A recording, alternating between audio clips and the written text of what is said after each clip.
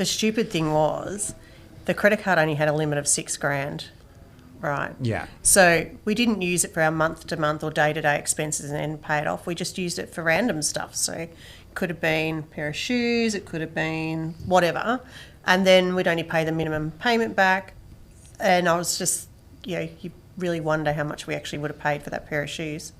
Money isn't the root of all evil, the fucking lack of it is. Not money, the lack of understanding money. When I put that into emphasis, when I realised that psychological effect and how it hit our family, I FTB all the fucking way. You are now watching the Money Mentor podcast With Graham Home. Graham Home. You're fucking gone. See ya. You guys know me, but I am a relationship manager here at Infinity. I have with me Lisa and Shane, who are my clients, and we're going to kind of jump into some questions and go forward. So before Infinity, how were you guys budgeting? What kind of happened? What were you doing? So we were following, it's almost a swear word around here, Barefoot Investor. And we'd have multiple... 15 accounts we had at one stage. Yeah, accounts. Probably Probably. And that was everything. So everything, as soon as pay came in, it was just divvied up into multiple accounts and thought we were going okay. Had the spreadsheet. Had a spreadsheet. The spreadsheet that wasn't a budget. It Yeah. just told you what you were spending. That's right. Pretty much. Yeah. Pretty much. There was no accountability if we didn't stick to the budget. Well, that's it. But there was a bit of budget. There was paperwork. There's probably accountability for the first week or two of ourselves doing it. Then it just went Yeah. by the wayside. Yep.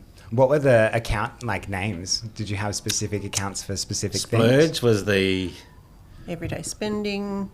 splurge, fire, We had holiday. We had Rego. rates. Rego. Strata. Strata. Yeah, there's a whole lot of stuff. Credit cards and Yes. Afterpay? Yeah, not a lot of Afterpay. Oh, was it? We did use Afterpay, but not to the Not crazy. volume like a credit card. Yeah, but you had a credit card. I had a credit Yeah. card that got well used. Yeah. Yeah. And were we part of the whole, okay, we're going to use the credit card. We paid off every month, but... Oh, No, we didn't pay it off every month. I spent more than we paid a month. There wasn't many months it was the other way. It was always in the red. It was And every always- tax return, you just whack it on your credit card and start again. the stupid thing was the credit card only had a limit of $6,000, right? Yeah. So we didn't use it for our month-to-month or day-to-day expenses and then pay it off. We just used it for random stuff. So it could have been a pair of shoes, it could have been whatever. And then we'd only pay the minimum payment back. And I was just, you really wonder how much we actually would have paid for that pair of shoes. Oh, definitely. $100 would have been... And the interest would have Yeah, accumulated exactly right. and things Yeah. just went crazy. It was just Yeah. there to use. Yeah. It wasn't. There was there's no accountability. It's ridiculous. Lease would go off me for buying something, but that only lasts a few minutes and move on. Unless it was really dear, then it might last a bit longer. No, that's fair. And obviously very different here now. So 100%. Yeah. we've got our FFF. Yep. We started at $750. Yes. Originally Yeah. from Yeah, your yeah. masterclass. Yes, we did. Yep. And then we popped that straight down. Yep. We're at $480 now. Yep. Yep. Yeah. How does that make you feel? Just that the fact that you guys don't need to worry because you have everything set up for your FFF now. You have Yep. your buffer. You have all of that. We don't have the credit card. That buffer. We don't go into the buffer, and we've never exceeded our FFF.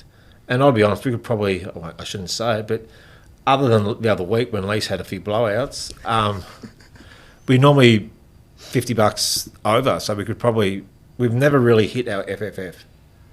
Yeah, so with the over amount, I've started putting away for Christmas or buying vouchers or birthdays. Like both the girls got birthdays in the coming months. And so those things, rather than running around the day before, just buying, there's a bit of thought and a bit of planning in it now. We're preparing. Yeah, We're getting ready, and that's what we want. That's what specifically I wanted you guys to do.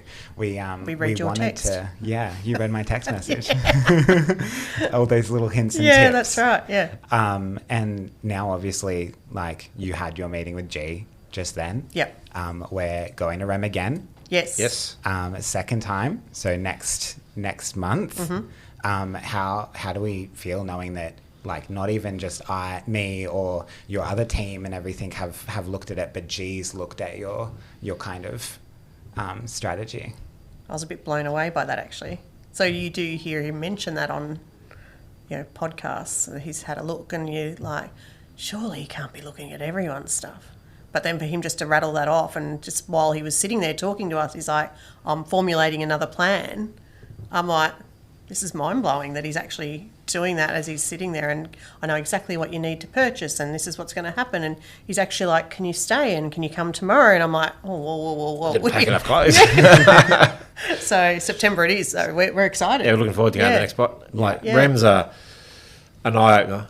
They're a great event. Yeah. I highly recommend anyone who's looking to go into a REM to get on board. And your first REM, how did you guys feel? So obviously there's a lot of people that are going to their first REMs at the moment. Yeah. How did you feel when you arrived? Like it's chaotic. Yeah. Very much. There's a lot going on. on. The good thing about it, though, you'll see, I was surprised, like, how many people were there.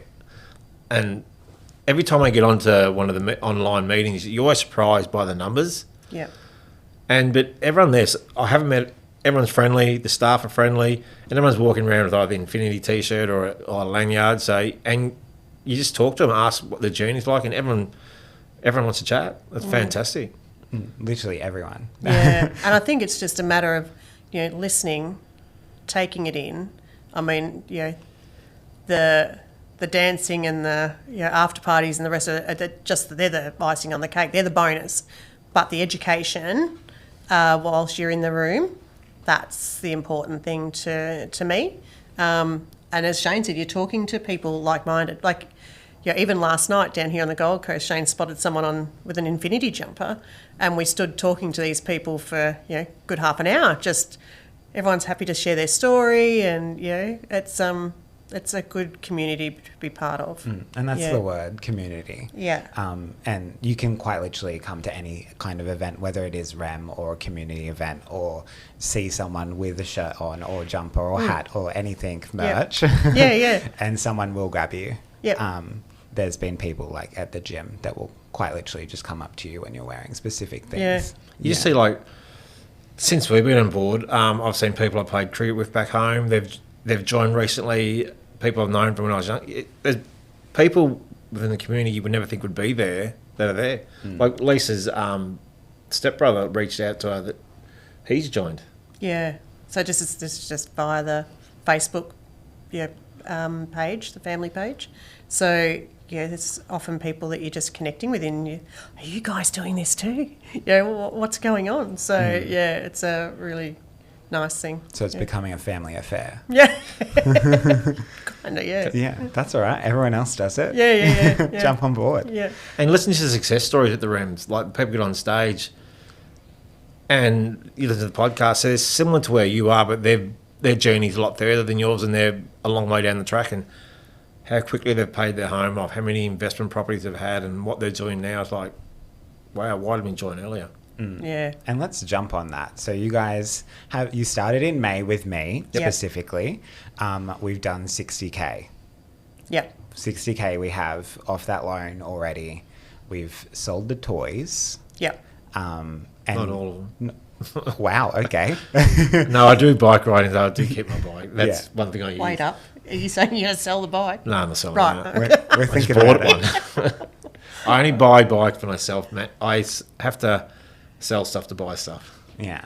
Lisa's very strict on that. Yeah, and you guys have done that. Well, how did you feel doing that initial? Obviously, okay, we're going to sell our goods, our things that we've had with us. We specifically wanted them. How did that make you feel? No, nothing I'm attached to, other than Lisa, obviously, the kids and the dog. But yeah, got to get rid of it. It doesn't. Like, I was happy to get rid of the motorbike because I only rode it to go to work, and like, it wasn't. Yeah, it was easy sell. Got rid of the car because we've always had two cars, and now I've got a job where I've got a company car. The last 2 years we've survived on one car. I thought, well, we don't need it now. Get rid of it. It's just a debt to get rid of. You get rid of the loan repayment. You get rid of your insurance, petrol. It's an easy thing to. Yeah, I think we're quite both lucky. We don't kind of have emotional attachment to things as such, do we? Really? But saying 5 years ago, I probably wouldn't have sold it because you need two cars. You need Yeah. this. We thought you we need did. that until you see a light at the end of the tunnel. You know, you Do did it. it this way because mum and dad did it this way, Yeah. and all your mates do it this way. So you just gotta don't be afraid to change. Well, that's a big thing. Like even how you said, oh, mum and dad did it this way, and that's a lot of people. They come on from what their family have essentially said, and they're like, oh, mum and dad said this is how I do it. We've always had a loan. It's 30 years, like, and it's changing that. How obviously you guys have kids, like, how are they taking all of this in that you guys are doing all of this and this is They changing? love it. They see a pot of gold at the end of the road. No, Brooke, our oldest daughter, she just bought a house. Her and her partner Nathan lived with us for 18 months. They came to us because they wanted to buy a house and get into the market. So they've just moved out, which is Bonus. sad but good. So we have talked to them about setting up. So they're at the moment they're going to save their buffer as such, Yeah. and then they've got themselves an FFF that they're trying to work towards, and then once they've got to their buffer as such, they'll then think about what their next step's going to be. I mean, she's 24, so she's got a fair bit of time ahead of her, and she's she's quite money savvy. So She works at the bank, so yeah. So I think that they will follow our footsteps. Our youngest daughter Hannah, she's a little bit further behind. She's only young. Hannah wants, if there's a get rich quick scheme, Hannah's tried it. But She's gone back to uni, so I think they'll see some good habits coming in. They've both, when we were doing like the barefoot stuff, they were kind of doing similar sort of things. So I guess we are the ones that are leading by example, which But all of we're that- happy to do that. That's our job as parents. So we'll see what happens in the future for And them. they're just taking on the learnings that you guys are Yeah. giving them as well. So it's Yeah. kind of shifting that old, I do what mum and dad like were doing. It's now like, oh, mum and dad are doing this and it's different. And, Yeah. And Yeah. things, let's Hannah wants see to how live that in goes. the first property that finishes, and she can just live there rent free. Apparently, she thinks that's how it works, and we've got news for her that it's not. But yeah, it's all good. No, perfect. If there was something that you could tell someone that was starting out that did have a family or anything like that, what would you essentially say to them to be like, this is the way forward? Follow the process, yes. and don't just throw your hands in the air if you're feeling like you're a little bit lost or you can't live off your FFF. Reach out to your RM and have a chat, and that's essentially what I see that your role is to be that troubleshooter, and to give ideas or to adjust things if they're really struggling, but keep those lines of communication open and just trust the process because it's going to work for you. And don't be disheartened if you feel like you're not doing enough, because if $10 is more than you're putting on, you're still doing something right. So that would be my You're going advice. to have some great months and you're going to have some okay months, but follow the process. Reach out. There's a big community. Like, everyone's been through that process. Everyone's had that stumble along the line. So you're not going to pay your house off in the first 2 months. But yeah, there's a tried and true successful plan there. Follow it. Let the baker bake. That's it. Perfect. Exactly And listen right. to your RM. Yes, must have to go. Be scared of your RM. No, I'm not scary. no, not at all. No. The good thing about having you there as an RM, like previously when you've tried the budget, you're not accountable because there's no one saying, hang on, what are you doing here? That's the thing that's one thing Infinity do that no one else does.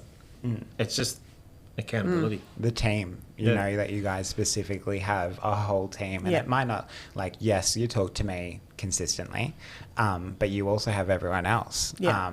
And I will pull them in, or any RM will pull someone in when they're needed. Yep. And you'll just be like, okay, this is what we're doing now, and we're going to continue from there. Yeah. I think the monthly catch-ups we have with the masterclass too, they're like masterclass, they're monthly, what are they called now? Accountability meeting. Yeah. Yep. They're The fantastic. mans, yeah. It just keeps that whole hype going too. Because when you first join Infit, you're on a high, then everything's sort of, you're still on that high, you go to your first room, it's like, wow, you buy, everything's happening. then you go. Now they've started them. They're fantastic. So it just keeps the ball rolling. Yeah. Yeah. Yeah. And then now, you're on another high. Yeah, exactly right. And it just keeps going. Here comes chapter 2. Yeah. Well, that's it. Chapter 2, we'll have to do another podcast after Yeah, this. exactly. Yeah. Be good. Yeah. No. All right. Thank you so much for coming in, guys, and doing this today. Thank you. Thank you for the opportunity. Perfect. You fucking gone. See ya.